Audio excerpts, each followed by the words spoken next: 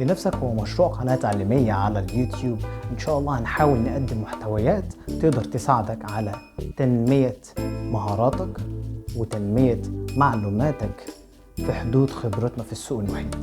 هنعرفك خطوات وإجراءات مجربة ناجحة إن شاء الله تساعدك في امتلاك مستقبل ناجح. طب ليه لنفسك؟ أنا لما فكرت في الاسم فكرت فيه من ناحية منطقية شوية، بيولوجيك زي ما بيقولوا، وهو لأني على الوجه الشخصي أنا لقيت إن أي حاجة بعملها في حياتي فهي لنفسي مش لغيري. فعلى سبيل المثال شغلي، سواء كنت بحب شغلي سواء كنت بحب شركتي أو ما بحبهمش، فهو في الأول وفي الآخر أنا بحاول بقدر الإمكان أحافظ على مصدر رزقي، على مصدر دخلي لنفسي. حتى لو كان تيست، تريننج، كورس، سميه زي ما تسميه، فانت بتاخده علشان تقدر تحسن مستواك، امكانياتك في انك تحافظ على شغلك اللي هو مصدر رزقك ودخلك ودخل اهل بيتك، فهو في الاخر لنفسك. فمن الاخر اي حاجة في الحياة فهي لنفسك مش لغيرك. فيديوهاتنا ان شاء الله هتساعدك على تحسين معلوماتك، على تحسين مهاراتك.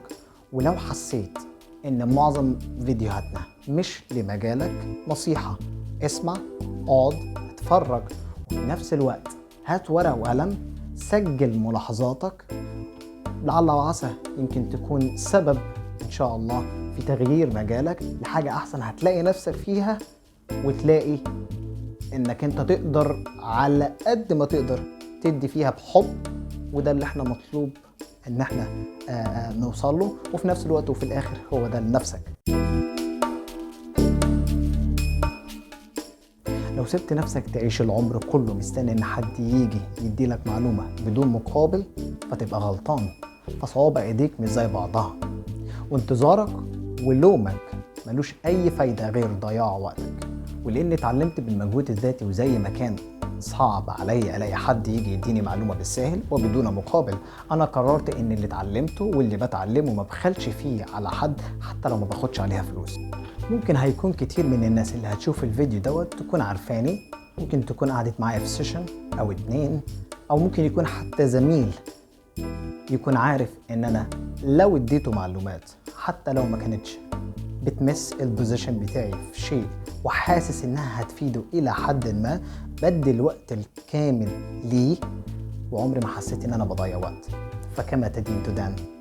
اللي انا اتعلمته وخدته وشكلته مع خبرتي العملية وجالي صعب بس بقى سهل، ولكن لسه صعب لغيري، انا قررت اخلي لغيري الصعب سهل. ان شاء الله ان شاء الله هنا هنتعلم مع بعض حاجات كتير جدا، وهنا هنحمسك بانك تكون قائد مسيرتك العملية، سواء كان مساعدتك في تحسين مستواك العملي، او سواء كان لدفعك في انك تتعلم حاجة جديدة لتغيير كاريرك، او سواء كان برضو لتحسين تفكيرك في بناء مستقبل مالي محمي بايديك ولنفسك.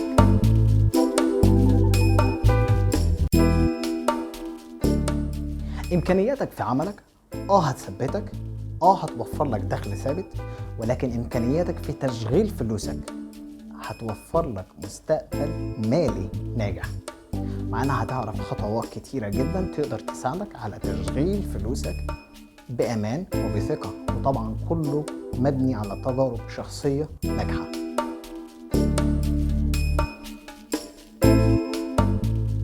لو استلفت فلوس، لو أخدت قرض، اعمل كده بعقل، مع الأخذ في الاعتبار هو أنت ليه أصلا استلفت؟ أنت ليه أصلا أخدت قرض؟ هل ده كان علشان خاطر غرض إنك تشتري عربية؟ غرض إنك تشتري بيت؟ أو كان غرض استثماري في إنك أنت تعمل مشروع يدخلك دخل أكتر ليك لنفسك ولأهل بيتك؟ جزء منه ليك وجزء منه تسد اللي عليك. حدد قدرتك على السداد قبل استثمارك أو صرفك للفلوس. استخدم فلوسك على حدود إمكانياتك. في قناتنا بإذن الله هتتعلم وسائل كتيرة جدا هتساعدك على تنظيم أولوياتك في الصرف، الاقتراض، أو حتى الاستثمار. وهنعرفك على وسائل كتير هتسهل عليك العمليات الحسابية لاقتراضاتك والاستثماراتك.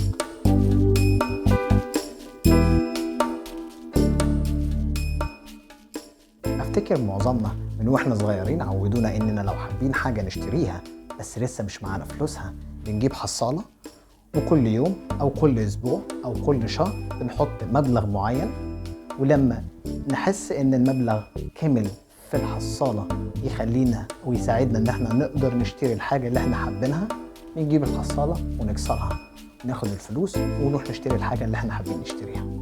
حتى لما كبرت شوية ودخلت الجامعة تفكيري كان لسه زي ما هو تفكير الحصالة. حتى بعد الجامعة وبعد استلامي لأول شغلانة ليا التفكير هو باخد الفلوس احطها في البنك اللي هو حصلتنا دلوقتي علشان خاطر اقدر اكون واحوش مبلغ معين لسفرية لشرم الشيخ، لسفرية للغردقة او حتى سفرية لاوروبا.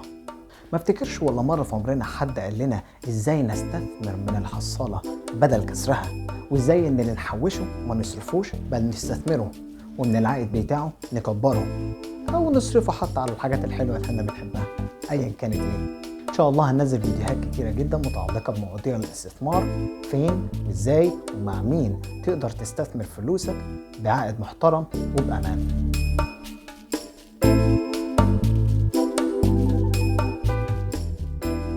تفتكر لو جيت قلت لك تطلع لي كام واحد من اهلك اصدقائك او المقربين اليك عنده حلم بيبني ليه او عنده هدف بيبني له وعايز منك نسبة مئوية، هتكون كام؟ هقول لك انا مثلا 40% من الاشخاص اللي سألتهم نفسك في ايه؟ توصل لفين من الشغلانة اللي انت شغالها حاليا او من الكورس اللي بتاخده او من التريننج اللي انت ماشي فيه؟ يترد عليا ويتقال لي انه ما يعرفش، وان لما يخلص يحلها ربنا. وال60% التانيين هما جزئين، جزء منهم عارف ولكن الكسل واكله ولسه في مكانه وما بيعملش حاجة، والجزء التاني تايه بين 100 حلم و100 هدف، حتى تفكيره بقى مشتت خلاه يفقد الثقة ويفقد الأمل.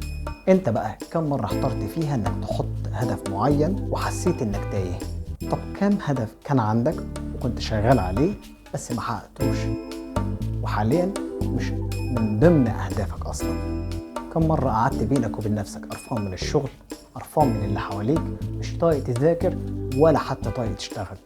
هحكي لك قصتين، الاولى عن شاب زيي وزيك تاه وسط زحمة الكون، وقف قدامه اهله او حبيبته او اخواته فيئس، ما قدرش يحقق الهدف ولا قدر يحط في برواز فالهدف اختفى. القصة التانية عن شاب نفس العمر نفس الأجواء المحيطة ولكن بإرادة أكبر وبعقلية مختلفة، رمى كل الناس ورا ظهره رغم الصعوبات، مشي ورا حلمه، مشي ورا هدفه، ووصل لحاجة أكبر بكتير من اللي هو حلم بيها، لدرجة ما حصلتش ولدرجة هو نفسه ما حلمش بيها. معنا هنا هنقول لك على كام عامل يقدروا يساعدوك في انك ترجع لطريقك من تاني، ترجع لفكرك، ترجع لحلمك، ترجع لهدفك، لان اوعاك تفتكر ان الفرصة راحت او العمر عدى. لنفسك هتتغير، لنفسك هترجع للطريقة. ايه هي اكبر مخاوفك؟ عارف بردك على السؤال ده هو طريقك فعليا في انك تقيم الخوف جواك اللي منه تقدر تكتشف ايه اللي ممكن تعمله وايه اللي ممكن ما تعملوش وايه اللي لو عملته هتخسر. انا بقى ما ينفعش اخسر، لان اكبر مخاوفي دايما هي الخسارة.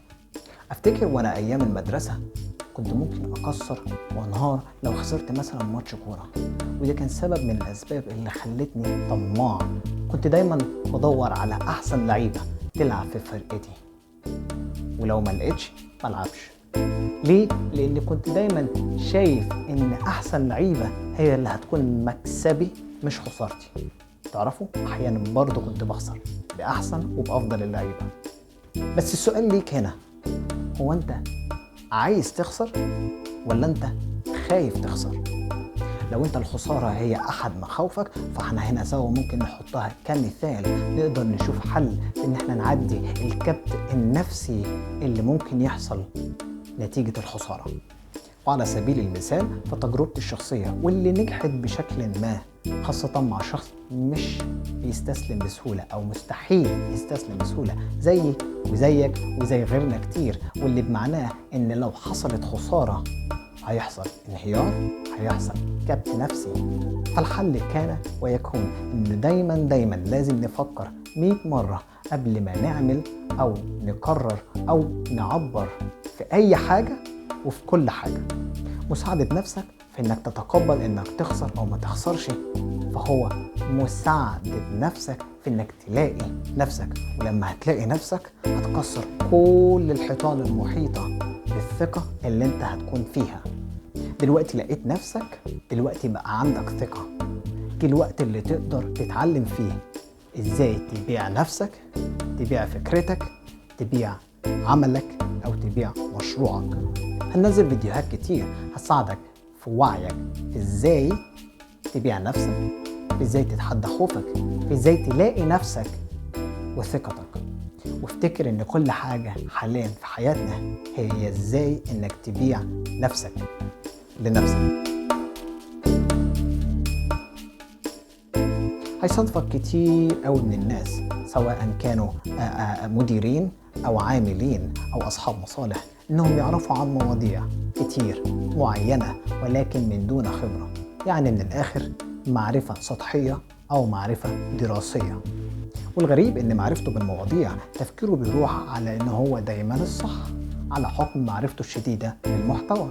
طب تفتكر انه ممكن يكون برضو عارف انه ما يعرفش عن الموضوع كفاية في انه ممكن يكون غلط او مش كامل؟ كم مرة يحصل معاك موقف في الشغل من ناس تحتك وأول كلمة تطلع من لسانك ليهم هو ما تشغل عقلك يا ابني، ولا شغالي عقلك يا بنتي، مش كده؟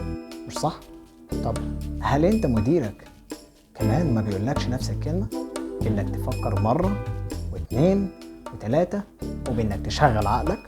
من كل الفلاسفة والعباقرة اللي احنا اتكلمنا عنهم وعن معرفتهم الكبيرة عن مواضيع كتيرة جدا، ودايما هم بيكونوا صح على اعتقاداتهم، واللي حاليا وبكل ثقة أقدر أقول إن أحيانا لا غنى عنهم في الشركة، فنقدر في الآخر نطلع الحقيقة الوحيدة وهي نجاح الشركة للوصول لهدفها.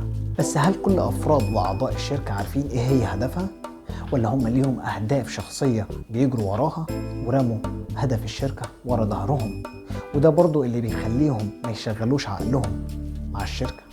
مع بعض هنتعلم علوم المنتجات، علوم المشتريات، وعلوم المبيعات، ولأن العلوم هي الحاجة الوحيدة اللي أساسها ومبادئها صح، سواء أنت كنت مقتنع بيها أو لا زي ما بيقولوا.